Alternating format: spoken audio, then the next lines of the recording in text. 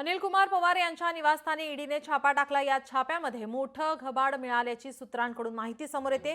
एकाच वेळी पवारांच्या 12 ठिकाणी ईडीने छापा टाकला आहे। वसई विरार शहर महानगरपालिकेचे माजी आयुक्त अनिल कुमार पवार यांच्या निवासस्थानी 29 जुलैला ईडीने छापा टाकला। ही कारवाई एकाच वेळी पवारांच्या 12 ठिकाणी करण्यात आली। या छाप्यांमधून मोठ्या प्रमाणात घबाड मिळाल्याची शक्यता सूत्रांकडून व्यक्त करण्यात येत आहे। आतापर्यंत जेवढे नाला वसई विरार शहर मनपाच्या इतिहासामध्ये जेवढे आयुक्त झाले त्यातलं सर्वात भ्रष्ट आयुक्त म्हणून अनिल कुमार पवार यांची नोंद राहील।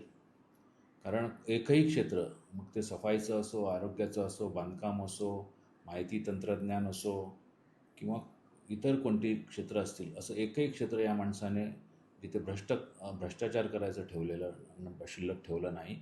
आणि अतिशय म्हणजे त्यासाठी लागणाऱ्या एफडीज प्रसंगी दबाव आणून एफडीज तोडणं, अक्षरशः म्हणजे जमीन माफियांच्या जोडीला महानगरपालिकेचे अधिकारी काम करायचे हे होते। हे आयुक्त त्याला जबाबदार आहेत। तत्कालीन अतिरिक्त आयुक्त होते रमेश मनाळे, या सर्व गोष्टींना जबाबदार आहेत। गावाच्या गावं उद्ध्वस्त केलेली त्यांनी। लोकशाही मराठी ऐका, पहा, जागरूक रहा।